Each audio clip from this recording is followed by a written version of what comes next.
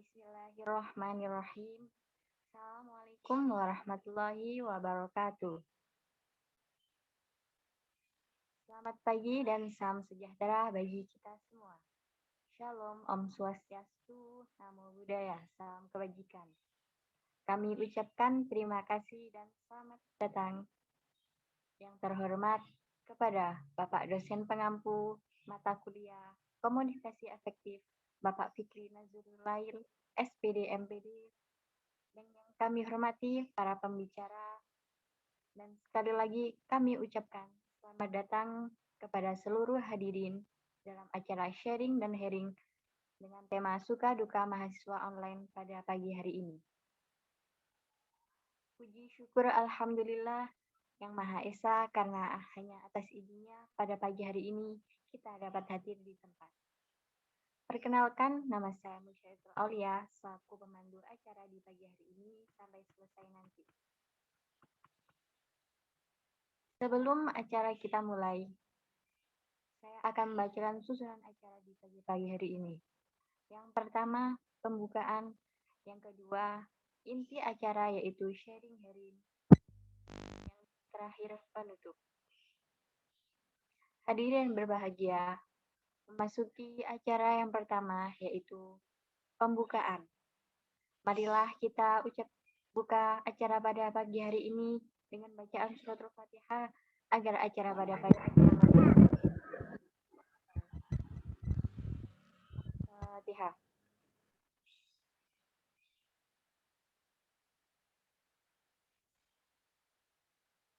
Memasuki acara yang kedua yaitu acara inti, sharing and hearing.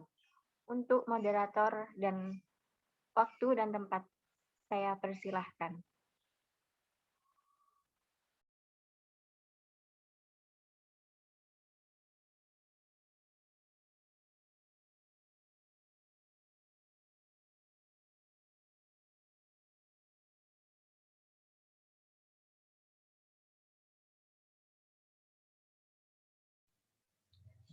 Baik, terima kasih kepada MC yang telah memberikan kesempatan pada saya untuk memandu jalannya kegiatan pada hari ini.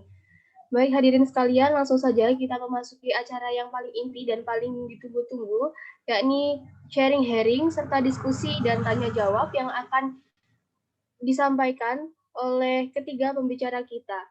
Sebelumnya, perkenalkan nama saya Devi Puspita Aini, selaku moderator dalam kegiatan sharing hearing pada pagi hari ini. Izinkan saya untuk memandu jalannya acara dari awal sampai akhir. Sebelumnya saya ucapkan selamat datang kepada pemateri kita. Ada Kak Alfia Masratul Humairo, Kak Zahir Haulia Patrinada, dan juga Kak Anissa Putri Paraswati. Selamat pagi Kak Alfia, Kak Zahira, dan juga Kak Anissa. Selamat pagi. Selamat pagi. Baik, bagaimana nih Kak kabarnya hari ini? Apakah sudah siap untuk melakukan sharing hearing? Alhamdulillah sudah siap. Alhamdulillah sudah siap, Kak. Dan sudah siap. Baik, Alhamdulillah. Mungkin sebelumnya saya perkenalkan terlebih dahulu pembicara kita pada pagi hari ini. Yang pertama ada Kak Alfia Masrotul Kumairo sebagai pembicara pertama asal dari Lamongan. Yang kedua ada Kak Zahira Aulia Kotrunada sebagai pembicara kedua asal Bangkalan. Dan yang ketiga ada Kak Anissa Putri Paraswati sebagai pembicara ketiga asal Lamongan. Dan untuk ketiga pemateri hari ini merupakan mahasiswa aktif dari Prodi Paybaud semester 3. Nah, saya ingin sedikit bertanya kepada pembicara kita pada pagi hari ini. Pertama, saya ingin bertanyakan di sini pembicara kita merupakan mahasiswa aktif semester 3. Nah, selanjutnya tentunya selama menjalani perkuliahan selama 3 semester ini tentunya kakak-kakak ini sudah mempunyai pengalaman. Nah, untuk pengalaman perkuliahan secara daring yang dapat disampaikan oleh pembicara kita pada pagi hari ini, itu seperti apa ya? Mungkin bisa dijawab. Monggo saya serahkan ke pembicara. Baik, terima kasih untuk Mbak Devi. Saya akan menjawab bagaimana pengalaman saya kuliah online, apakah memiliki pengaruh signifikan dalam berlangsungnya kuliah online. Tentu saja banyak pengalaman yang berkesan, baik suka maupun duka. Kuliah secara online ini bisa dilakukan dimanapun. Mahasiswa tidak dituntut untuk rutin datang ke kampus, melainkan perkuliahan ini dilakukan secara online dengan menggunakan aplikasi Zoom atau aplikasi Google Meet atau yang lain sebagainya seperti Google Classroom. Dengan menggunakan aplikasi Google Classroom, mahasiswa bisa melihat kembali materi apa yang telah diajarkan tadi, karena materinya biasanya berupa modul yang dapat di-download dan dapat tersimpan dalam komputer maupun HP mahasiswa, sehingga mahasiswa dapat melihatnya kapanpun. Dengan menggunakan aplikasi-aplikasi tersebut, mahasiswa membutuhkan kuota internet dan sangat bergantung dengan jaringan. Apabila jaringan lambat atau susah sinyal, maka proses pembelajaran akan tertinggal, terlebih jika sudah mencakup kuliah. Dengan kuliah online, ada banyak mahasiswa yang mengeluh bahwa dirinya tidak paham dengan apa yang dijelaskan oleh dosen. Jadi mereka lebih paham pelajaran ketika belajar secara langsung. Memang daya serap otak orang itu berbeda-beda. Mungkin itu ya dari saya, barangkali ada tambahan dari pembicara yang lain.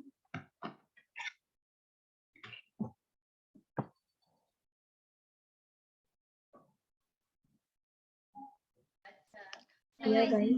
Izin menambahkan dari pengalaman yang diperoleh dari Kak Alfia tadi.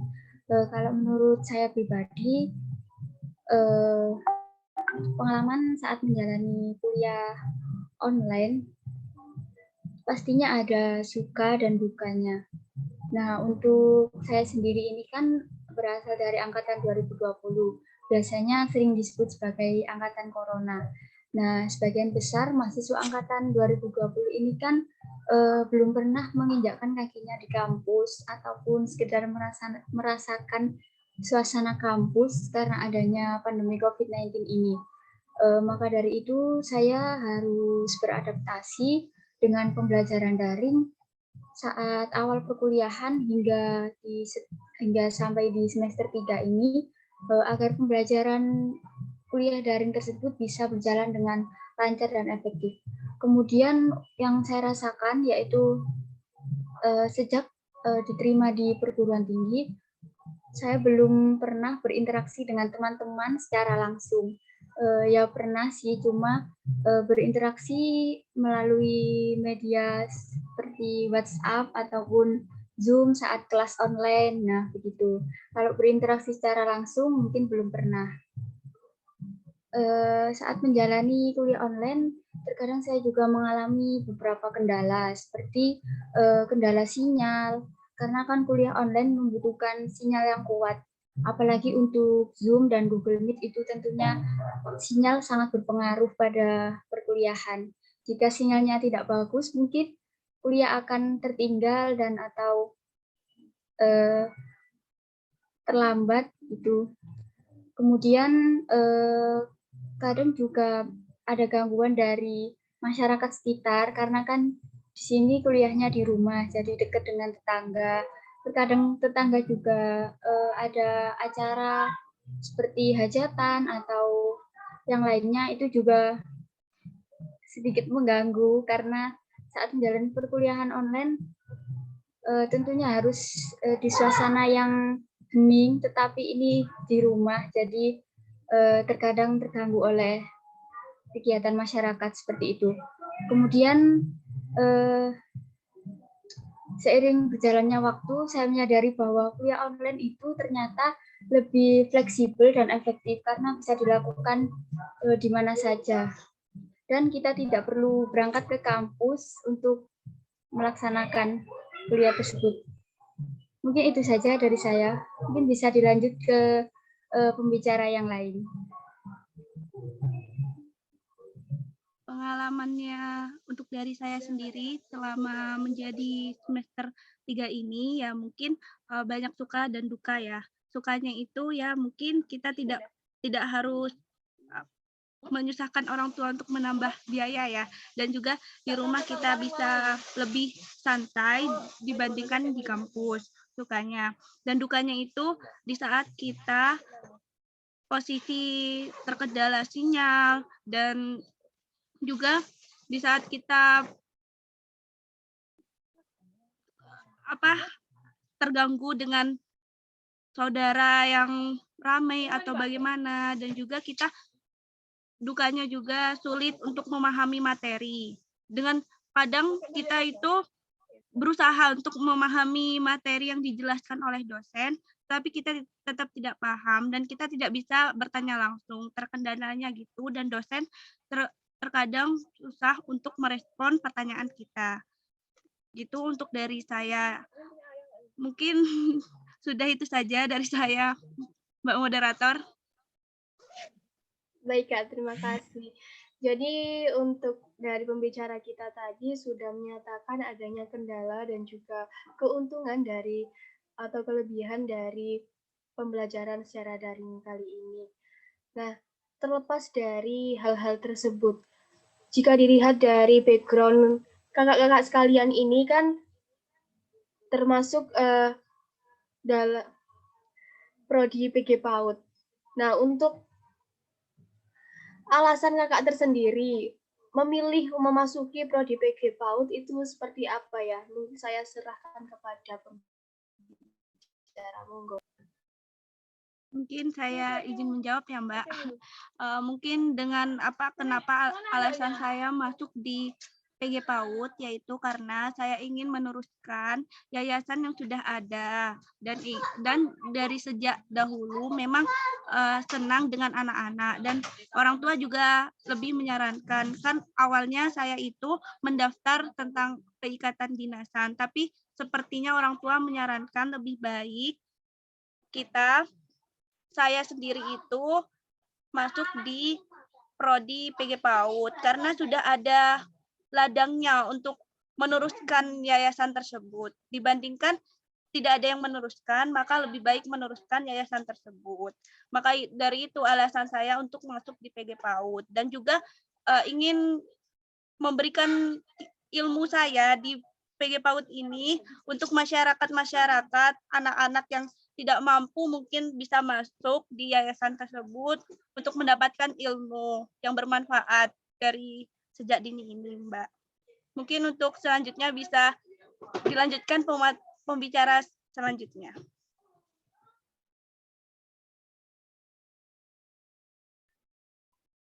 Selanjutnya saya akan menyampaikan alasan saya kenapa saya memilih jurusan PG PAUD. Alasan saya kuliah jurusan PG PAUD adalah karena di desa tempat saya tinggal ini masih jarang ada guru PAUD itu murni dari lulusan kuliah jurusan PG PAUD.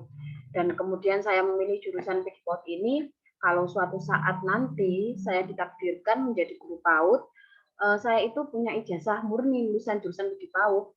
Dan jika saya nanti tidak ditakdirkan menjadi guru PAUD, maka ilmu yang saya dapat sekarang ini dapat bermanfaat dan bisa saya terapkan kepada anak saya nanti atau anak-anak yang berada di sekitar saya nanti.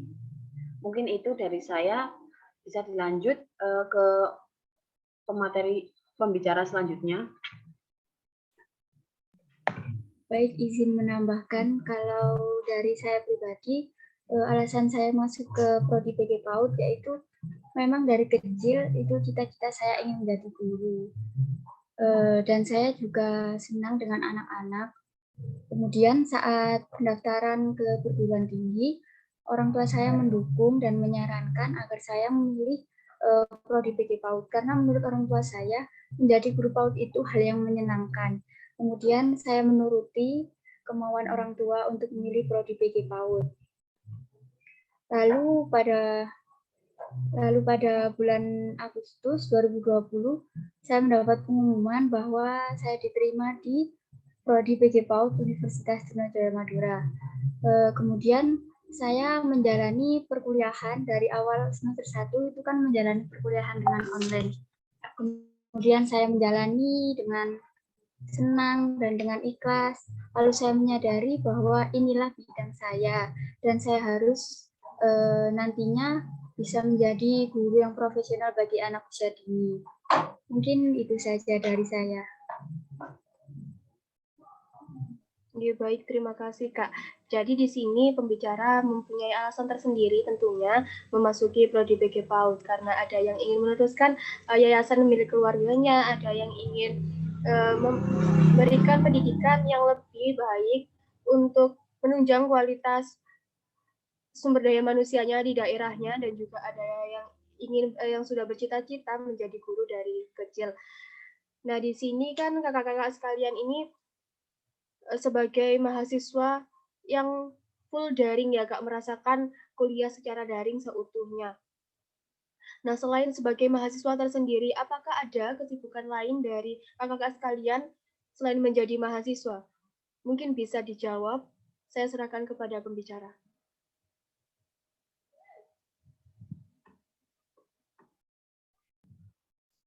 Baik, selanjutnya saya akan menjawab. Kebetulan saat ini saya menjadi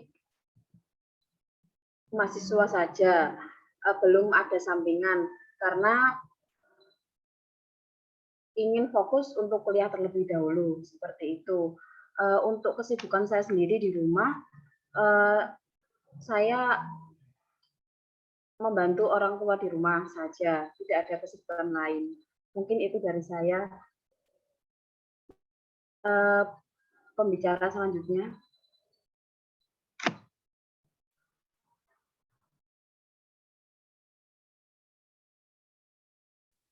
Mungkin dari saya ya, kalau saya sendiri saat ini sambil membantu di yayasan yang sudah ada dengan mengajar, dengan ini saya juga dapat menerapkan pembelajaran yang sudah dijelaskan dosen pada anak-anak dan dipraktekkan di yayasan tersebut. Dan juga saya sebagai mahasiswa Universitas Trunojoyo Madura, pendidikan guru anak usia dini saat ini. Itu sampingan saya sambil kuliah dan sambil mengajar saat ini. Hanya membantu saja sih, karena saya sendiri belum mempunyai kualifikasi sebagai guru karena saya belum menjadi lulusan PG PAUD. Itu saja dari saya, mungkin bisa dilanjutkan untuk pembicara selanjutnya. Baik, izin menambahkan, kalau dari saya sendiri kebetulan juga masih menjadi mahasiswa, belum seperti Kak Zahira yang membantu mengajar di yayasannya.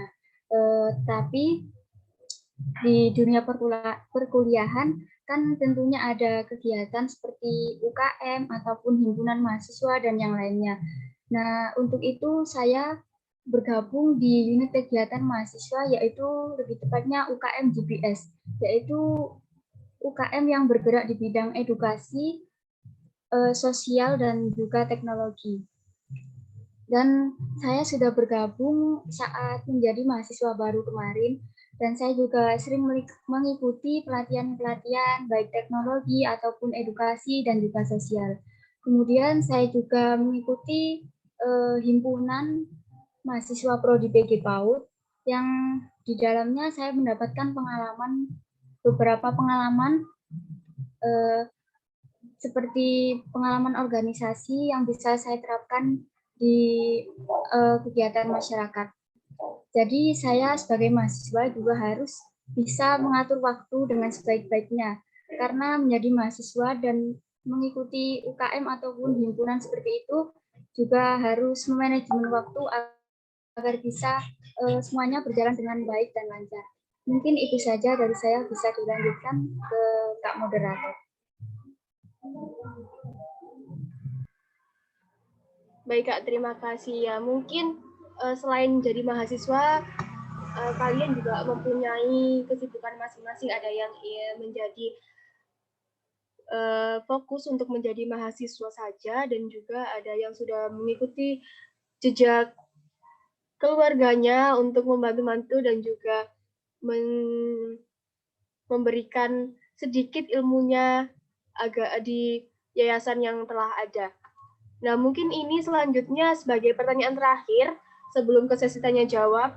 Adakah hal yang paling berkesan atau hal yang paling menancap pada diri kalian, baik itu berupa materi atau pengalaman yang didapat selama kuliah di Prodi PG PAUD sendiri? Mungkin bisa disampaikan, saya persilahkan kepada pembicara.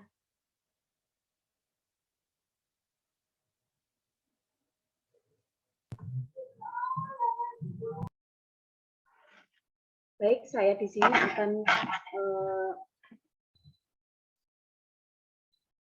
menceritakan pengalaman atau materi yang berkesan menurut saya. Menurut saya, materi yang sangat berkesan adalah kesehatan dan gizi. Karena di materi tersebut kita dapat mengetahui tentang hubungan gizi dengan kesehatan dan kecerdasan, gizi seimbang, penilaian status gizi anak, gangguan kesehatan pada anak, pemeliharaan kesehatan pada anak, dan perilaku hidup sehat. Memang benar, kualitas hidup seorang anak itu merupakan faktor penting yang dapat menentukan perkembangan bangsa dan masyarakat. Untuk mendukung kualitas hidup, pemenuhan kebutuhan hidup, gizi yang seimbang sejak kecil menjadi salah satu faktor kunci agar anak bisa tumbuh menjadi orang yang cerdas, kuat, dan sehat. Karena itu, pola makan sehat dan gizi seimbang sangat terpengaruh terhadap tumbuh kembang anak yang optimal. Seorang anak yang kurang gizi akan mengalami hambatan perkembangan fisik dan kognitif, sehingga berakibat pada rendahnya tingkat produktivitas di masa depan nantinya. Mungkin itu dari saya, bisa dilanjut ke pembicara selanjutnya.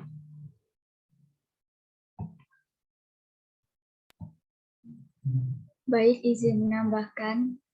Kalau dari Kak Alfia tadi kan yang paling berkesan yaitu kesehatan dan gizi, karena dapat mengetahui gizi seimbang pada anak dan juga lain sebagainya. Nah, kalau menurut saya pribadi, hal yang paling berkesan adalah saat belajar mengenai mata kuliah psikologi perkembangan, karena pada mata kuliah ini sangat membantu betapa kita harus mengetahui pada masa 0 sampai 6 tahun anak berada dalam masa golden age, yaitu pada masa keemasan, di mana anak menerima informasi dan menyerapnya dengan baik. Dan pada masa ini juga anak sangat menentukan anak untuk harus menjalani kehidupan selanjutnya. Selain itu, saya juga berpikir saya adalah calon ibu yang nantinya akan mendidik seorang anak. Kemudian saya juga menjadi seorang pendidik yang akan berhadapan dengan anak usia dini yang perlu dibentuk moral dan karakternya sejak dini, agar mereka menjadi insan yang berakhlak mulia, berilmu, dan beriman. Mungkin itu saja dari saya. Bisa dilanjutkan ke pemateri yang lain. Mungkin, terima kasih Mbak Anissa. Mungkin saya menurut saya pribadi, yaitu saya sendiri itu yang sangat berkesan, yaitu di saat mata kuliah pendidikan karakter. Mengapa? Karena pendidikan karakter merupakan kegiatan manusia di dalamnya terdapat suatu di mana tindakan atau mendidik seorang anak untuk generasi selanjutnya. Tujuannya untuk pendidikan, yaitu dengan pendidikan karakter, untuk membentuk penyempurnaan diri individu anak secara terus-menerus dan melatih kemampuan diri demi menuju ke arah hidup yang lebih baik. Maka itu pendidikan karakter itu bagi anak usia dini itu sangat penting.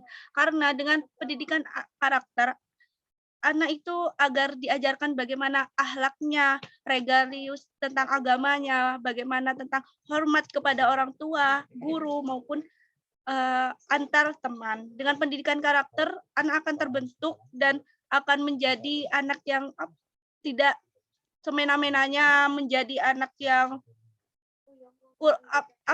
dalam bahasa kasarnya kurang ajar pada kedua orang tua ataupun orang yang di atasnya. Maka dari itu kita harus menerapkan pendidikan karakter terhadap anak usia dini. saya sendiri ini mengimplementasikan pada anak yang ada di yayasan agar pendidikan karakternya terbentuk. Tanpa pendidikan karakter, generasi gak akan menjadi generasi yang emas nantinya. Mungkin ini dari saya. Saya serahkan pada Pak Moderator. Baik, terima kasih. Jadi dari pernyataan pembicara kita tadi sudah dapat disimpulkan bahwa setiap materi atau setiap apa yang kita lakukan merupakan hal yang tentunya dapat bermanfaat bagi lingkungan sekitar. Nah, terima kasih kepada para pemateri kita telah menyampaikan pendapatnya. Dan untuk kegiatan sharing pada pagi hari ini telah selesai. Selanjutnya kami akan membuka sesi tanya jawab. Dan adapun ketentuan yang harus diperhatikan yaitu sebagai berikut. Yang pertama, peserta yang ingin bertanya dipersilahkan menyebutkan identitasnya terlebih dahulu. Dan yang kedua, pertanyaan yang diajukan secara singkat, padat, dan jelas. Baik, langsung saja kita mulai sesi tanya jawab pada pagi hari ini. Saya persilahkan kepada seluruh peserta yang ingin bertanya.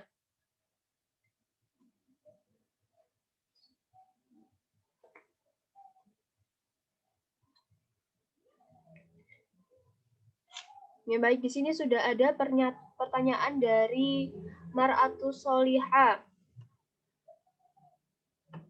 Pertanyaannya ya ini, mohon izin bertanya, bagaimana saran kalian para pembicara bagi kami dari Prodi PG PAUD dalam menghadapi stigma masyarakat yang mempunyai pandangan rendah terhadap Prodi PG PAUD?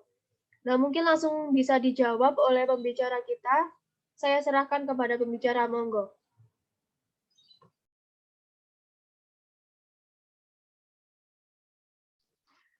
Mungkin saya izin menjawab ya dari pertanyaan Mar'atus Soliha.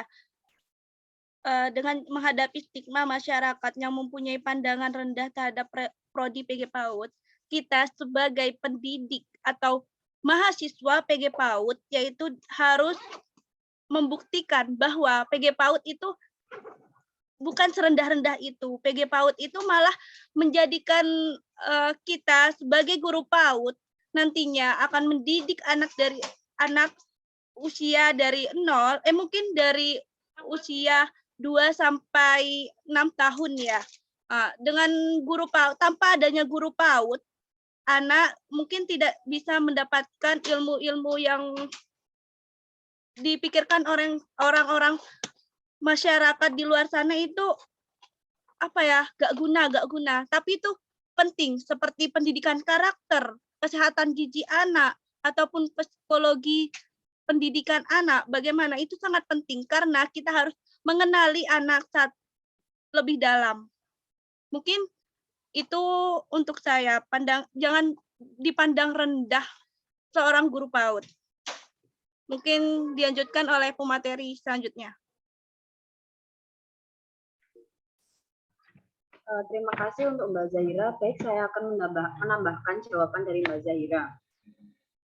Padahal ya bahwasanya menjadi seorang pendidik di PAUD itu sangatlah penting sebagai bekal anak sejak usia dini untuk masa depannya nanti. Karena anak adalah generasi baru penerus bangsa yang harus lebih baik dari generasi yang sebelumnya. Maka dari itu, didiklah anak sejak ia masih dalam usia dini, yakni pada masa keemasan yang dibilang golden age. Dalam perkembangan anak tersebut, dan yang paling penting adalah hilangkan pola pikir mengenai tidak pentingnya memasukkan anak ke sekolah pendidikan anak usia dini. Karena kesuksesan orang itu tidak dilihat dari jurusannya. Jadi Anda suatu saat pasti butuh kami untuk mengarahkan anak-anak Anda ketika di sekolah. Jadi stop, jangan memandang PG PAUD itu adalah sebelah mata. Saya yakin Anda nanti pasti akan mencarikan sekolah bahkan guru terbaik untuk anak-anak Anda nanti. Mungkin itu dari saya, bisa dilanjutkan oleh pemateri selanjutnya. Baik, izin menambahkan dari jawaban dari Kak Alfia tadi ya. Entah kenapa banyak orang di luar sana yang masih menyepelekan bahkan menganggap remeh jurusan PG PAUD ini. Benar kata Kak Alfia tadi, mereka hanya memandang sebelah mata tanpa tahu seberapa pentingnya pendidik anak usia dini bagi anak usia dini di masa depannya nanti.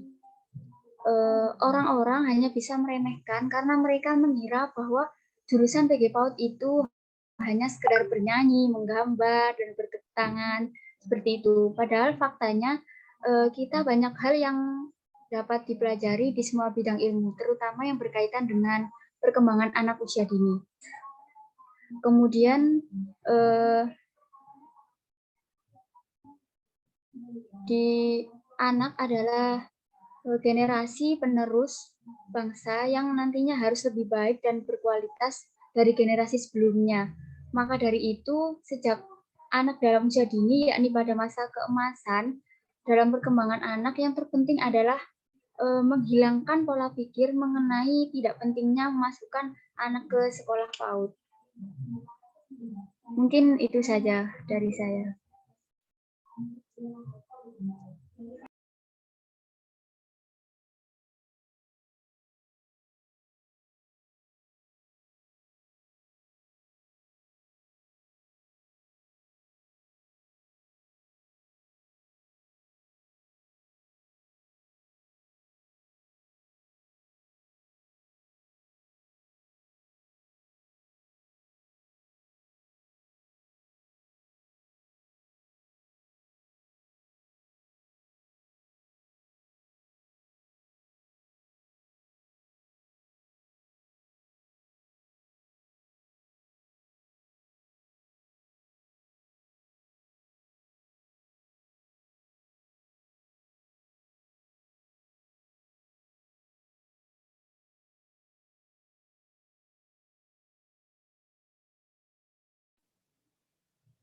Oke, baik.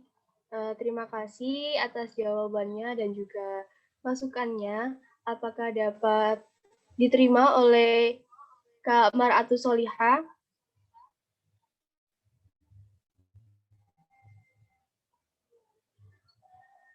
Baik, mungkin jika tidak ada respon, selanjutnya mungkin ada pertanyaan lagi bagi pembicara kita pada pagi hari ini, karena tentunya banyak sekali hal yang ingin ditanyakan kepada pembicara yang siap untuk memberikan kita jawaban dengan jawaban yang melebihi kita seperti itu.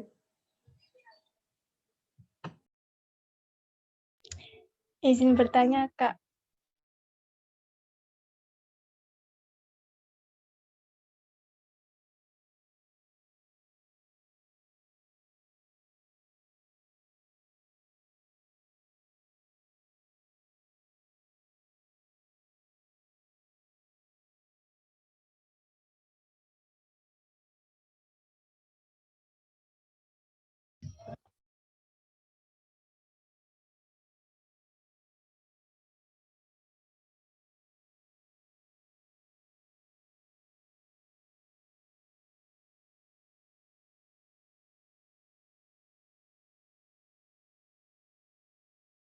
Baik, mungkin Kak Devi sedang terkendala sinyal.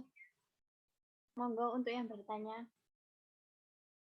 boleh mengaktifkan mic atau di room chat.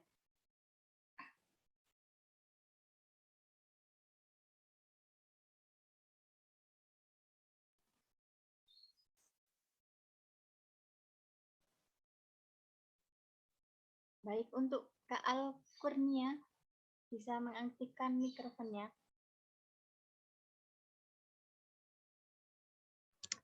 Ya, terima kasih atas waktunya.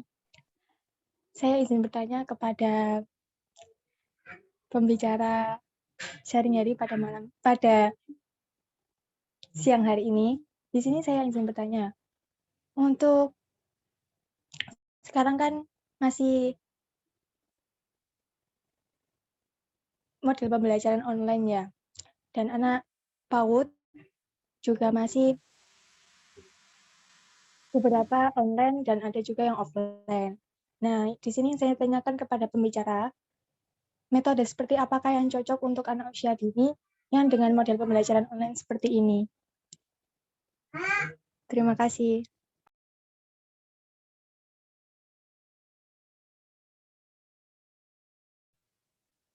Baik Kak, mohon maaf karena tadi saya keluar dari room Zoom. Terima kasih untuk Kak Al-Kurnia atas pertanyaannya.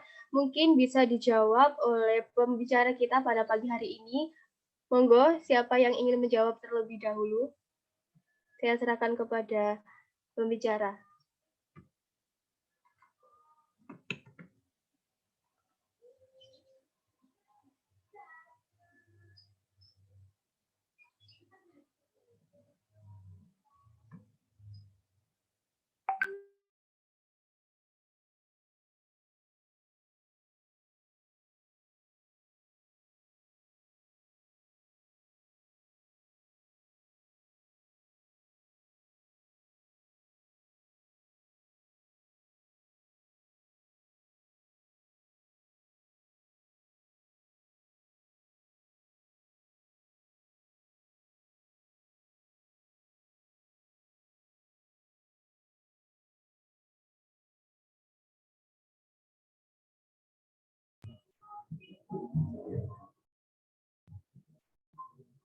Baik, izin menjawab dari pertanyaan Kak Al-Kurnia tadi, metode seperti apa yang cocok untuk pembelajaran anak usia dini, Nggih? Nah, kalau menurut saya pribadi sebenarnya pembelajaran online seperti ini dapat dikatakan kurang efektif bagi anak usia dini, karena pada dasarnya anak usia dini kan yang saya katakan tadi yaitu pada masa keemasan atau golden age, di mana masa tersebut yaitu anak dapat dibentuk karakternya ataupun stimulasi perkembangan yang lainnya. Jadi sebaiknya karena untuk saat ini kan masih adanya pandemi COVID, mungkin bisa berinteraksi langsung dengan gurunya menggunakan aplikasi yang sedang sering digunakan saat ini seperti Zoom atau Google Meet dan lain sebagainya. Nah, guru bisa memberikan stimulasi perkembangan anak lewat aplikasi tersebut. Kemudian untuk orang tua juga bisa membantu guru dalam stimulasi perkembangan anak tersebut, karena orang tua juga berperan penting sebagai guru di rumah. Mungkin kurang lebih seperti itu dari saya.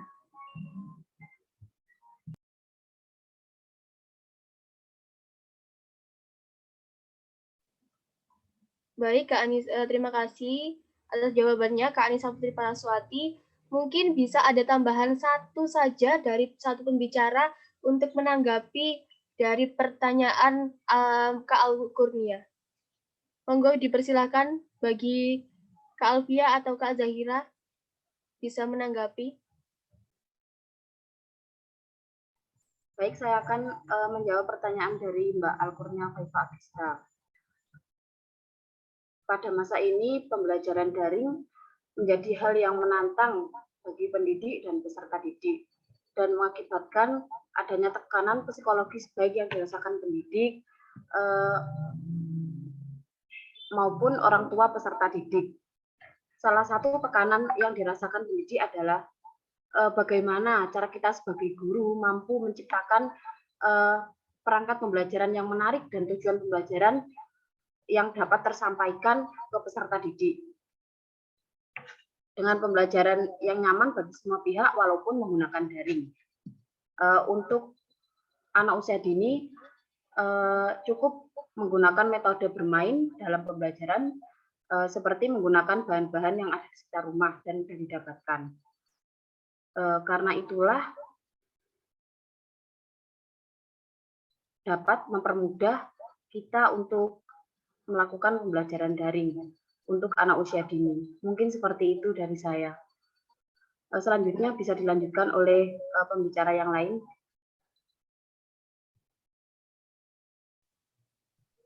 Baik, mungkin dari pembicara selanjutnya Kak Zahira, apakah ada tambahan atau cukup dengan pernyataan dari Kak Anissa dan juga Kak Alfia?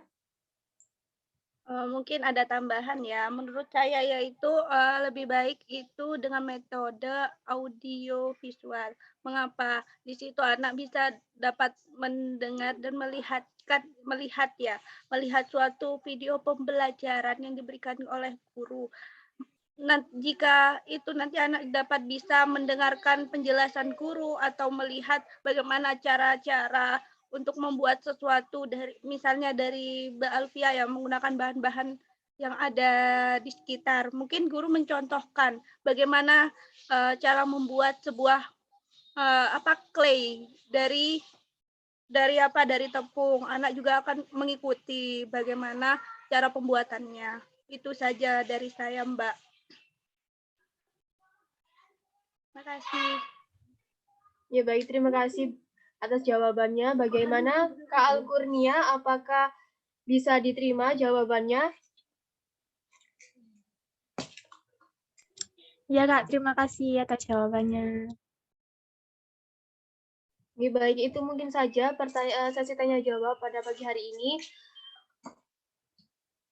Terima kasih kepada penanya yang sudah bertanya dan juga terima kasih kepada pembicara yang bersedia memberikan jawabannya.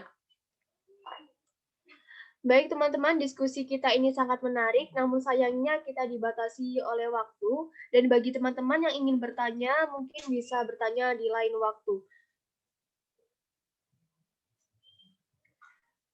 Selanjutnya, yakni ada sesi foto bersama. Mungkin bagi teman-teman yang belum off-cam bisa menyalakan kameranya sebelum kita melakukan sesi foto bersama.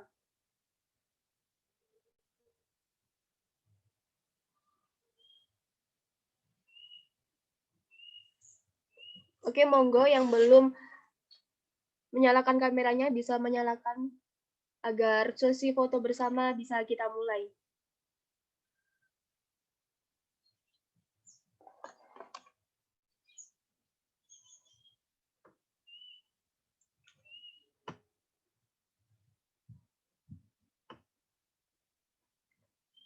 Oke, baik. Saya hitung mundur dari 3, 2, 1. Mungkin untuk gaya selanjutnya. 3, 2, 1.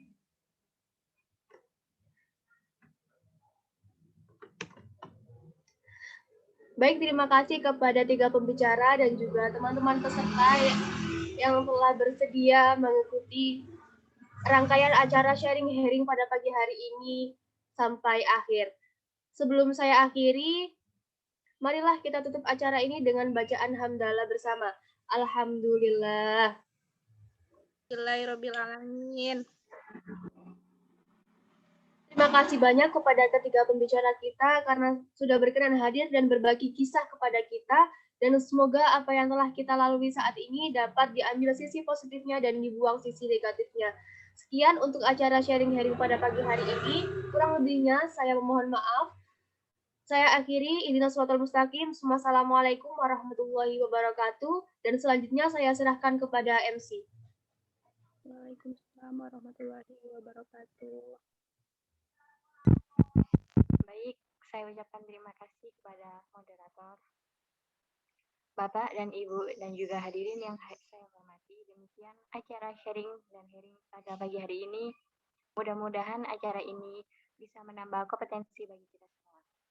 Kami ucapkan terima kasih kehadiran dan partisipasi Anda. Saya mewakili penyelenggara. Kami mohon maaf apabila ada hal-hal yang kurang berkenan. Saya Musyaidatul Aulia pamit undur diri dari hadapan kalian semua. Terima kasih dan wassalamualaikum warahmatullahi wabarakatuh. Waalaikumsalam warahmatullahi wabarakatuh. Terima kasih Kak. Terima kasih juga buat teman-teman. Silakan bisa meninggalkan room Zoom. Terima kasih. Terima kasih Kak Devi.